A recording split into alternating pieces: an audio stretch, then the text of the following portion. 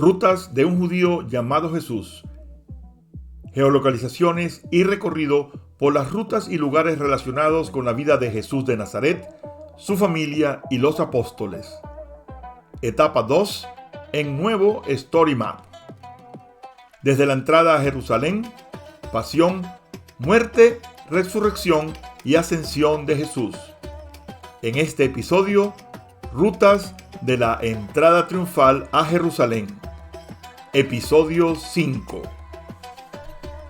Después de las rutas de la vida pública de Jesús, Él se acercó a Betania.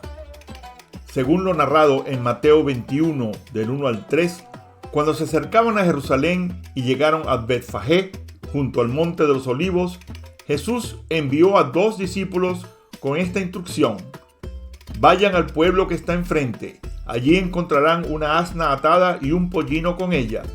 Desátenlos y tráiganmelos. Si alguien les dice algo, respondan: el Señor los necesita y los devolverá enseguida. Desde Betfagé, junto al Monte de los Olivos, Jesús montó en el asno y descendió hacia Jerusalén. Mateo 21:9 nos dice: después de recibir el asno, Jesús montó y comenzó su descenso desde el Monte de los Olivos hacia Jerusalén. Durante el trayecto, una gran multitud lo recibió con entusiasmo, extendiendo sus mantos y ramas de palma en el camino mientras gritaban: Hosana al Hijo de David, bendito el que viene en nombre del Señor.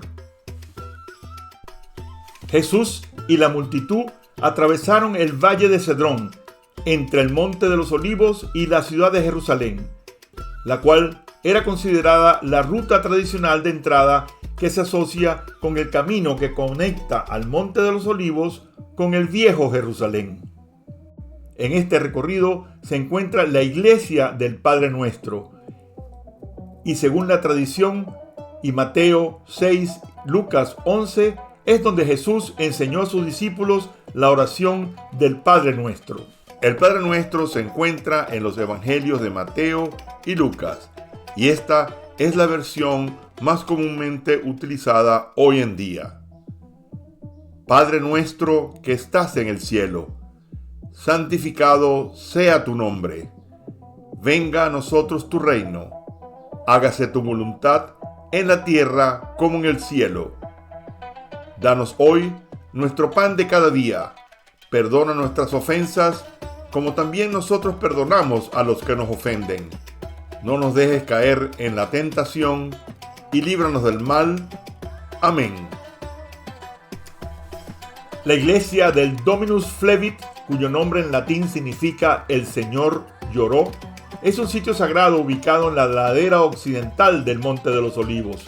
Este lugar conmemora el momento en que Jesús, al contemplar la ciudad durante su entrada triunfal, lloró por Jerusalén. Según el Evangelio de Lucas 19, Jesús expresó su profunda tristeza al decir: cuando se acercó y vio la ciudad, lloró por ella y dijo: si tú también hubieras sabido en este día lo que te puede traer paz, pero ahora está oculto a tus ojos. Vendrán días sobre ti en que tus enemigos levantarán un cerco a tu alrededor, te rodearán y te apretarán por todos lados, te derribarán a ti y a tus hijos dentro de ti, y no dejarán piedra sobre piedra, porque no reconociste el tiempo en que Dios vino a salvarte. Jesús entró a Jerusalén desde el Monte de los Olivos a través de la Puerta Dorada, también llamada Puerta de la Misericordia o Puerta Oriental, cumpliendo la profecía mesiánica de Zacarías 9. La Puerta Dorada era considerada especial porque, según la tradición judía, el Mesías entraría por ella cuando viniera a restaurar el reino de Israel. Actualmente, la Puerta Dorada está sellada, ya que en 1541 el sultán otomano Solimán el Magnífico ordenó su clausura para evitar la llegada del Mesías según las creencias judías. Después de su entrada triunfal en Jerusalén, Jesús se dirigió al templo. y según Mateo 21, Marcos 11 y Lucas 19, Jesús realizó una acción contundente al expulsar a los mercaderes y cambistas que habían transformado ese lugar sagrado en un mercado, recordándoles: mi casa será llamada casa de oración. Después de su entrada triunfal en Jerusalén y visita al templo, Jesús permaneció en la ciudad durante los días previos a la Pascua judía. Se dedicaba a enseñar y a confrontar las prácticas corruptas que se habían instalado en el templo. Esta serie de acciones intensificó la tensión con las autoridades religiosas y políticas. Consciente de que su hora se acercaba, Jesús buscó reunirse con sus discípulos en el cenáculo, un lugar situado en el monte Sión, donde se prepararon para celebrar la Pascua.